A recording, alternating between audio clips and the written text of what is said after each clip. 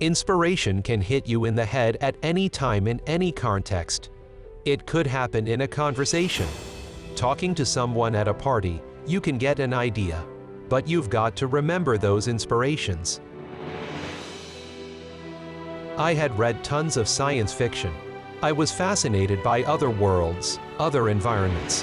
For me, it was fantasy, but it was not fantasy in the sense of pure escapism. Imagination is a force that can actually manifest reality.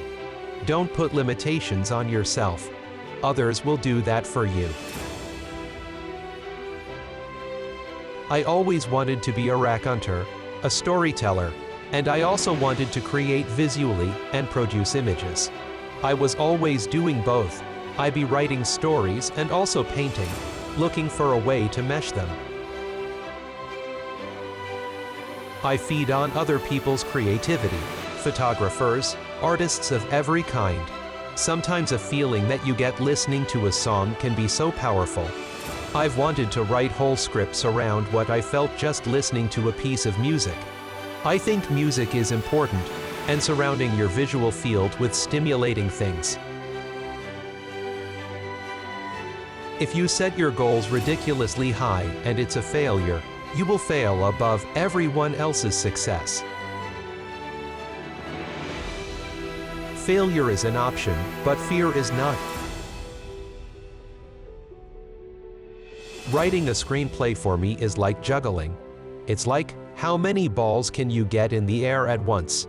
All those ideas have to float out there to a certain point, and then they'll crystallize into a pattern.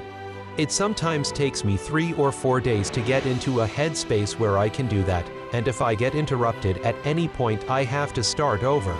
So I couldn't be one of these staff writers who hangs out, does a long lunch, goes back, and writes 6 pages in the afternoon.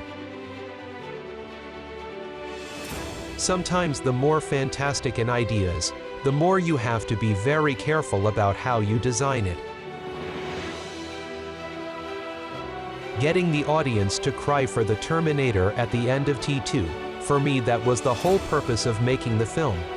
If you can get the audience to feel emotion for a character that in the previous film you despised utterly and were terrified by, then that's a cinematic arc.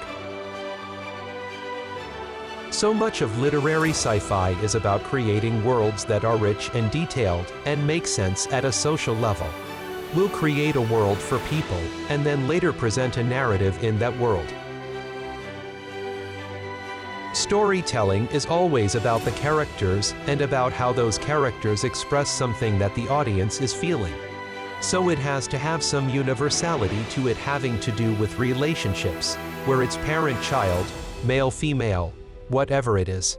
And then you have to take them on a journey. And then you have to make it excruciating somehow.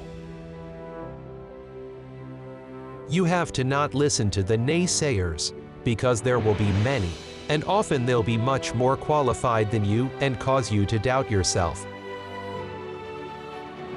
People call me a perfectionism, but I'm not. I'm a rightist. I do something until it's right, and then I move on to the next thing. I've never had nightmares about Terminators after I made the film. I had nightmares that inspired the film. But I always feel that making the film is the catharsis that stops the nightmares, if you will. For example, I used to always have nightmares about giant waves, tsunamis essentially. And when I made The Abyss, which had a giant wave scene in it, those stopped. Filmmaking is therapy. It's about human imagination and curiosity. What's out there? What's in the great beyond? What exists at levels we can't see with our 5 senses? There are many talented people who haven't fulfilled their dreams because they overthought it, or they were too cautious, and were unwilling to make the leap of faith.